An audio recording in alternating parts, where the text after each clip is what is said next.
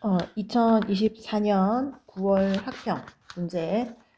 인터넷의 발달로 데이터 저장 및 분석 과정이 인터넷상에서 이루어지고 있고, 개인정보와 같은 민감한 데이터는 암호화되어 인터넷 서버에 저장된다. 그런데 현재 널리 사용되는 공개키 암호화 방식으로는 현재 널리 사용되고 있는 공개키 암호화 방식으로는 암호화된 데이터는 통계 처리를 위한 연산을 수행하기 위해서 원래 데이터로 복원하는 복화화 과정을 거친 후에 연산을 수행하고 그 결과 다시 암호화해야 된대.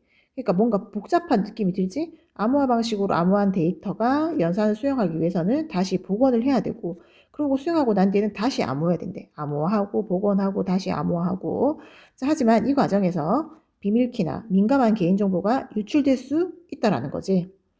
그래서 암호화된 데이터를 복호하지 않고, 암호화된 복호화를 하고 다시 암호화하는 게 개인정보 유출의 위험이 있다고 한 거지. 그래서 이런 것을 하지 않고 암호화된 상태로 안전하게 연산을 수행할 수 있는 동형 암호가 등장을 했다는 거야. 암호화된 상태로 안전하게. 동형 암호는 동형성을 기반으로 하는데, 동형성이야 새로운 용어가 나온 거지. 동형성이란 데이터를 암호한 상태에서 특정 연산을 수행했을 때 나오는 결과가, 암호한 상태에서 연산을 수행했을 때 나오는 결과가 암호하지 않은 상태에서 같은 연산을 수행하고 암호화를 한 결과와 같은 거래. 그러니까 동형이라는 것은 암호화된 상태에서 특정 연산을 수행했을 때 나오는 결과랑, 암호 안 하고 또 연산을 했는데 그 암호한 결과와 같은 것을 말하는 거지. 이때 연산의 횟수에 제한 없이 특정한 한 종류의 연산에만 동형성을 갖는 부호를 부분 동형. 그 다음에 연산의 종류와 관계없이 특정 횟수까지만 동형성을 갖는 암호를 제한적. 횟수에 제한 없이 갖는 암호를 완전 동형 암호라고 했어. 여기까지 일단 내용에 대해서 설명을 하고 있지. 그 중에서 이제 완전 동형 암호에 대해서 이제 여기 횟수에 제한 없이 갖는 것을 완전 동형 암호라고 했지. 일단 여기서 이까지 보고 일단 여기 제한적 부분 동형 암호, 그 다음에 제한적 동형 암호, 그 다음에 완전 동형 암호, 이렇게 설명을 해줬어. 여기서 76분에 보면 제한적 동형 암호는 컴퓨터의 특정한 한 종류의 연산에만 동형성을 갖는 암호로 했는데, 여기 보면 연산의 종류와 관계없이 특정 횟수까지만 동형성을 갖는 거지. 한 종류의 연산에만 동형성을 갖는 암호가 아닌 거지. 그래서 사실 뭐 76번 같은 경우는 1번만 풀면은 풀릴 수 있는 거. 그 다음에 완전 동형 암호는 암호화에 사용되는 원리에 따라서 이제 여기에 대해서 얘기를 하고 있는 거지.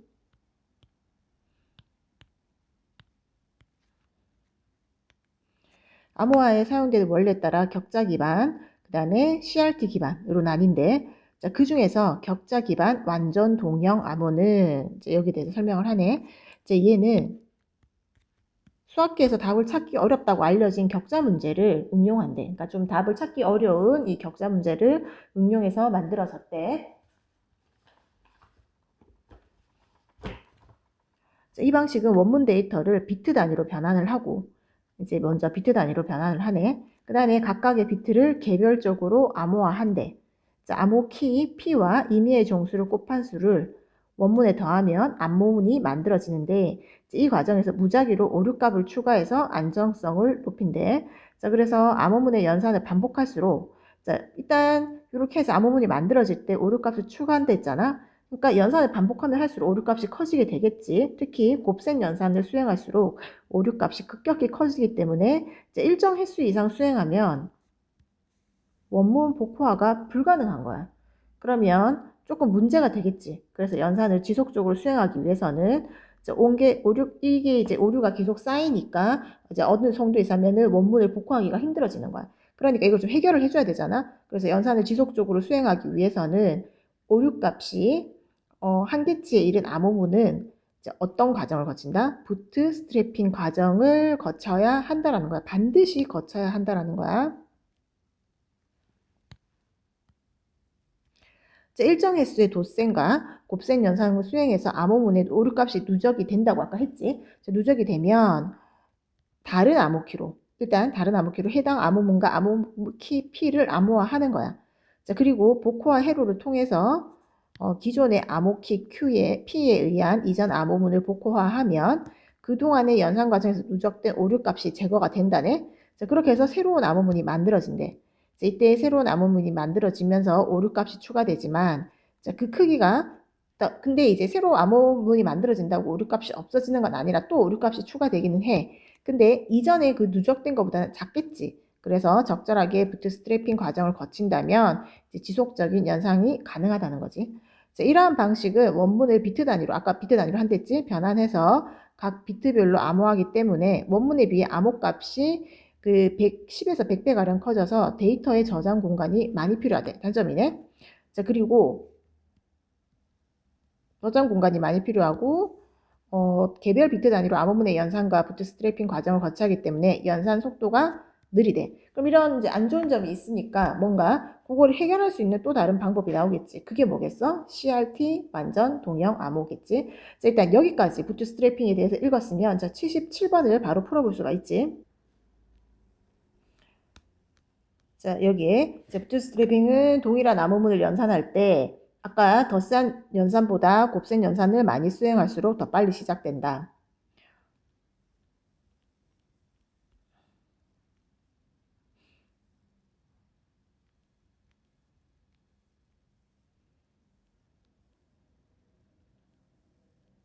여기에서 보면 되지.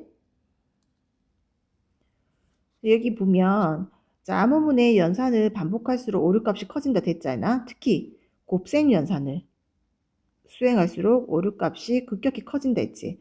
그러니까 곱셈을 할수록 오류값이 더 커지니까 부트스트래핑이 더 빨리 시작되겠지. 왜냐면 오류값이 급격하게 커지기 때문에 오류가 너무 쌓이면은 원문 복호화가 불가능하다 했기 때문에 그래서 그렇게 되면은 이제 얘네들 덧셈보다는 곱셈을 많이 할수록 더 빨리 시작이 되겠지. 오류값이 더 빨리 차지니까. 그래서 77번에 1번에 대한 근거가 되겠지. 그 다음에 2번에 보면 암호문의 연산 과정에서 그치 오류값이 한계치에 이르렀을 때 맞지 이거는. 그 다음에 암호키는 이전 암호화 그치 이전 암호에 사용된 암호키가 다르다 했지. 그 다음에 이 과정을 거치면 이전 암호화된 암호문이 복호화된다. 맞고 그 다음에 부트스트래핑의 결과로 생성된 오류값이 없다. 아니지. 오류값이 있는데 그 이전의 것보다는 작은 거지. 그래서 여기 보면 오류값이 추가된다 돼 있지. 그지?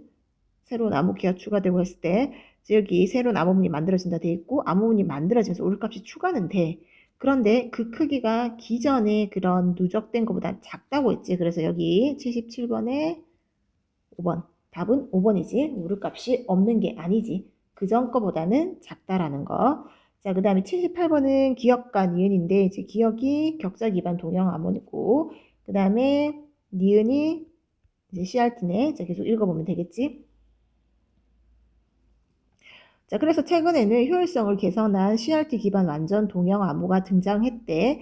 이 방식은 하나의 원문을 특정한 정수인 암호키로 나눈 나머지 값을 암호문으로 이용하고 이 나머지 값에서 그 원문을 복호하는 방법이래.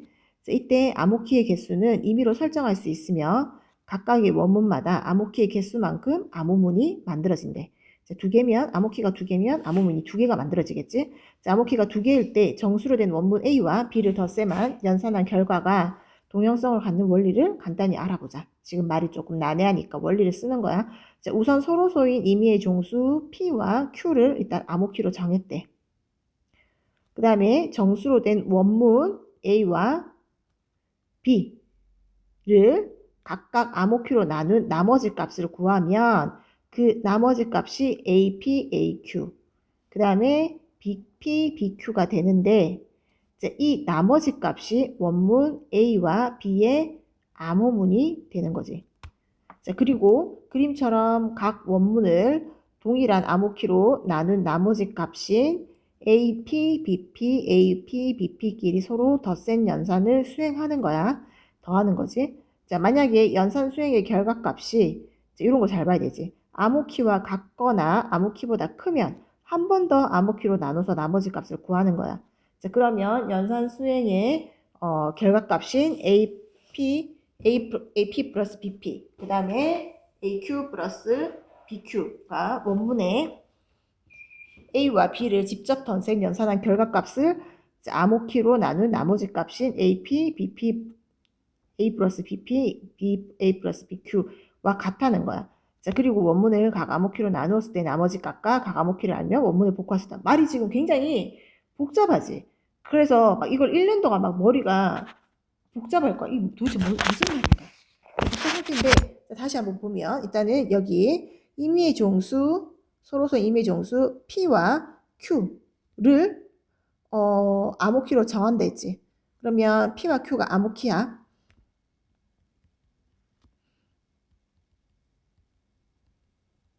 로 정하고 그 다음에 정수로 된 원문 A와 B지. 정수지, 원문 연산이지.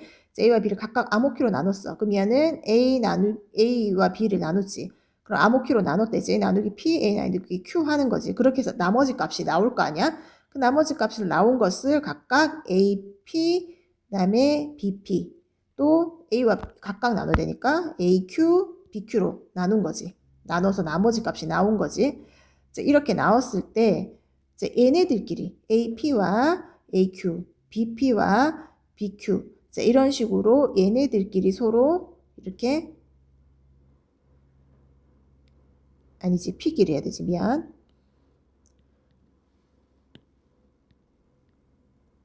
이렇게 AP, BP 그 다음에 AQ, BQ 이렇게 서로 덧셈 연산을 수행하는 거야. 더했어. 자, 만약에 연산 수행의 결과값이 암호키, 각각의 암호키가 있을 거냐? 암호키와 같거나 만약에 암호키보다 크면은 한 번 더 암호키로 나누는 거야. 자, 그러면 연산 수행의 결과값인 AP 플러스 BP, 그 다음에 AQ 플러스 BQ가 원문 A와 B를 직접 덧셈 연산한 결과값을 암호키 P와 Q로 나눈 나머지 값인 A 플러스 BP, A 플러스 Q랑 같는 거야. BQ랑. 자, 그리고 이 원문을 다시 암호키로 나누었을 때 나머지 값과 각 암호키를 알면 원문을 복구할 수 있대. 일단은 원문을 암호키로 나누었을 때 나머지 값과 암호키를 알면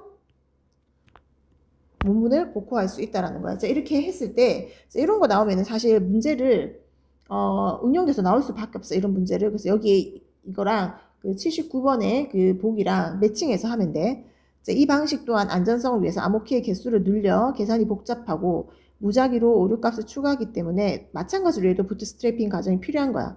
하지만 정수 단위로 암호화하기 때문에 비트 단위로 암호화하는 격자 기반의 방식보다 더 많은 데이터를 저장할 수 있대. 또한 CRT 방식은 원문보다 작은 나머지 값으로 연산을 수행하기 때문에 격자 기반의 방식에 비해서 연산값이 상대적으로 작아서 속도가 빠르고 격자 기반의 방식과 달리 병렬적으로 연산을 수행할 수 있다 해서 장점이네. 자, 그렇게 지금 설명을 했는데 사실 여기까지 읽고도 잘 이해가 안 될 거예요. 79번을 바로 연결해서 보면 돼. 자, 여기 보면 원문 연산에 27 플러스 15는 40이라는 원문 연산이 났어. 그럼 우리 여기랑 연결해 보면 되지. 아까 원문 연산에 해당되는 게 A와 B와 A 플러스 B였잖아. 그러면 마찬가지로 여기도 원문 연산 여기가 A가 되는 거고 얘가 B가 되는 거고 얘가 A 플러스 B가 되는 거지. 자, 그 다음에 11로 나눈 나머지 13으로 나눈 나머지야. 그러면 27을 11로 나눈 나머지 27을 13으로 나눈 나머지야. 그러면은 각각 11과 13이 어디에 해당되겠어? 아까 나눴다 했지. 뭘로?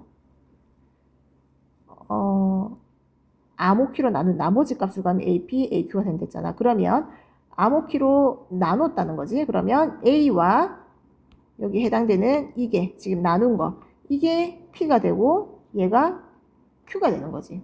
그러니까 암호키가 P가 해당되는 게 13이고 암호키 Q에 해당되는 게 미안 11이네. P에 해당되는 게 11이고 Q에 해당되는 게 13이라는 거지. 이제 이렇게 나눈 거야. 각각 나눠서 나눴더니 5가 나왔어. 그럼 이게 나머지지. 그러니까 나머지를 A, P가 되는 거지. 그 다음에 13으로 나눴어. 13으로 나눴더니 나머지가 1이 나왔나 봐. 그러면 이게 AQ에 해당되는 거지. 13으로 나눴으니까 Q가 13이니까 마찬가지로 이게 PQ지. 그러면 나눴을 때 4가 된 거는 얘는 P가 된 거지. 마찬가지로 얘가 P니까 얘가 Q고 그러면 얘는 BQ가 되는 거지. 자, 이렇게 연결을 했을 때 아까 각각을 어떻게 해야 된댔어? AP랑 BP랑 더해주랬지. 그러면 AP랑 BP랑 얘네들끼를 더하면 되지. 이렇게 더하면은 뭐가 돼? 5 플러스 4니까 AP 플러스 BP는 9가 되네. 그 다음에 AQ 플러스 BQ는 얘네들끼리 더하는 거지. 그러면 얘는 3이 되네. 자, 각각 Q와 3이 나왔어. 자, 그러면 다시 올라가면 9와 3이지. 미안. Q가 아니라 9와 3이야. 그럼 나누었을 때 이제 다 더했단 말이야. 그럼 여기 보면 이제 얘네들끼리 더 센 연산을 수행했지. 연산 수행의 결과값이 암호키와 같거나 암호키보다 크면은 암호키로 나누어서 다시 나머지 값을 주한댔어. 이제 그러면 이제 이렇게 나눠서 더한 게 결과값이 된 거지. 자, 각각 9와 3이야. 근데 암호키보다 같는지 작은지 보면 되지. 얘네들 암호키 11보다 13보다 작잖아. 그럼 한 번 더 수행할 필요가 없지. 왜냐면 아까 여기 다시 올라가면 결과값이 암호키와 같거나 암호키보다 크면 한 번 더 나누어서 나머지 값을 구한댔어. 근데 여기 보니까 얘가 더 크지. 그러면 다시 한 번 더 나눌 필요가 없는 거지. 자, 그렇게 하고 이제 복호하는 11로 나누었을 때 나머지 값과 13으로 나눴을 때 나머지 값을 동시에 이제 만족하는 수 이렇게 나와 있어. 이렇게 딱 봤을 때 이 정도만 지금 했을 때 가에서 원문 연산의 결과값을 암호키로 암호화하면은 암호키로 암호화한다라는 거지. 그러면 결과값 얘기하는 거지. 결과값을 암호키로 암호화하면은 아까 결과값은 5, 4가 아니라 각각의 결과값을 이제 더해준 거지. 그러면 연산의 결과값이니까 더하면 되지. 그러면 아까 AP 플러스 BP, 그 다음 BQ 플러스 BQ 했으니까 원문 연산의 결과값이네. 미안해. 원문 연산의 결과값이니까 일단 42 나누기 11이 된 거지. 그러니까 원문 연산의 결과값을 암호키로 암호한다 있는 거지. 암호키로. 그러면은 42 나누기 원문 연산의 결과값 42 나누기 암호키로 나눴지. 11 하면은 얘는 뭐가 나와? 9가 나오고 그 다음에 42 나누기 암호키 하나 더 Q 13을 하면은 나머지가 3이 나오잖아. 그러면 암호키로 암호화하면은 5, 4가 아니라 9와 3이 되는 거네. 자, 그 다음에 나에서 각 원문을 암호화한 암호키의 개수는 총 2개인데 암호키는 아까 P와 Q 11과 13이지. 4개가 아니라 2개가 되는 거고. 자, 그 다음에 다에서 만들어진 암호문을 연산한 결과값은 암호키로 다시 나눌 필요가 없다는데 아까 11보다 13보다 얘네들이 작지. 그럼 나눌 필요가 없겠네. 그럼 이게 맞는 답이네. 그 다음에 라에서 암호키를 알면은 나머지 값을 몰라도 원문 27과 15를 복호할 수 있다 되는데 아까 여기 보면 자, 암호키로 나누었을 때 나머지 값과 각 암호키를 알면 원문을 복호할 수 있댔어. 나머지 값과 각 암호키를. 그러면 여기에 나머지 값을 모르면 되는 게 아니라 나머지 값을 알아야 되지. 79번에 4번 근거 틀렸고, 그 다음에 가와 다이의 가정을 통해서 만들어진 연산의 결과값은 암호문과 달리 정수이다 했는데 자, 암호문에서도 다 지금 정수지. 숫자가 다 정수잖아. 그러니까 암호문과 달리가 아니지. 모두 정수가 되는 거지. 그래서 답은 3번이 되는 거야. 이해되니? 그래서 지금 이 대응을 옆에 위에 여기 해당되는 거를 각각 대응을 해보면 돼. 각각 대응을 해서 해당되는 것들을 매치하면 돼. 근데 조금 시간이 오래 걸릴 수는 있겠지. 이렇게 풀면은 이제 79번의 답은 3번이 되고, 자, 80번은 어휘니까 일단 넘어갈게. 4번. 다 됐나? 아, 78번이 안 됐구나. 자, 기억과 니은을 비교해서 이해한 것으로 적절하지 않은 것은, 기억은 아까 격자 기반, 그 다음에 니은이 CRT지. 자, 여기 보면, 자, 기억은 니은과 달리 비트 단위로 암호 연산을 수행한다. 자, 기억은 아까 비트 단위로 한다고 했지? 어디에? 자, 비트 단위로 한다고 여기 나와 있지? 자, 그 다음에 기억은 니은과 달리 원문을 암호했을 때, 자, 암호문의 값이 원문보다 커진다. 자, 기억은 니은과 달리 원문을 암호했을 때, 자, 이거 찾아볼게.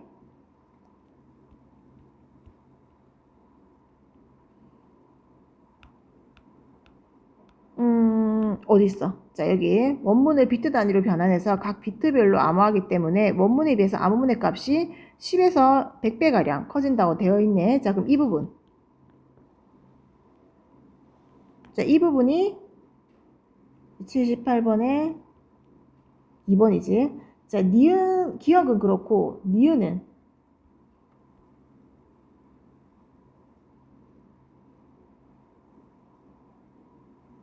자, 니은 같은 경우는 이거 효율성을 개선하기 위해서 만들어진 거라고 했지.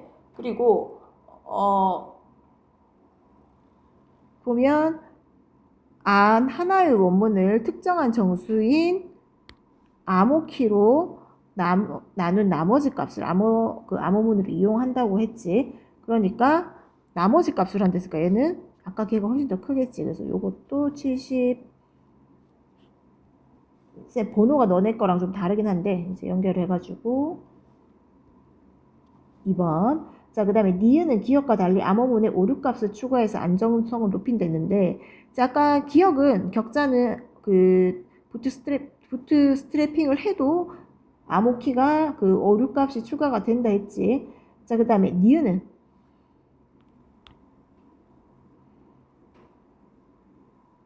자, 니은도 마찬가지죠. 여기 무작위로 오류값을 추가한다라고 돼 있지. 그래서 부트스트래핑 과정이 필요하다 돼 있어.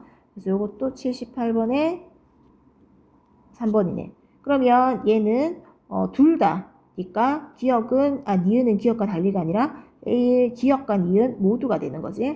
고쳐야 되겠지. 모두가 되는 거지. 그 다음에 니은은 기억과 달리 데이터를 병렬적으로 연산하는 것이 가능하다. 자, 여기 나와 있지? 격자 기반의 방식과 달리 병렬적으로 연산을 수행할 수 있다. 자, 이게 78번에 4번의 근거가 되는 거고, 자, 기억과 니은은 모두 암호문을 연산하는 횟수에는 제한이 없다. 자, 이게 둘 다 완전 동형 암호에서 해당되는 격자 기반과 그 CRT잖아. 격자 기반의 특징이 뭐야? 횟수에 제한이 없다라고 돼 있지. 격자 기반인데 미안. 완전 동형 암호의 특징이 횟수에 제한이 없다라고 나와 있지. 그러니까 78번에 5번도 맞는 거지.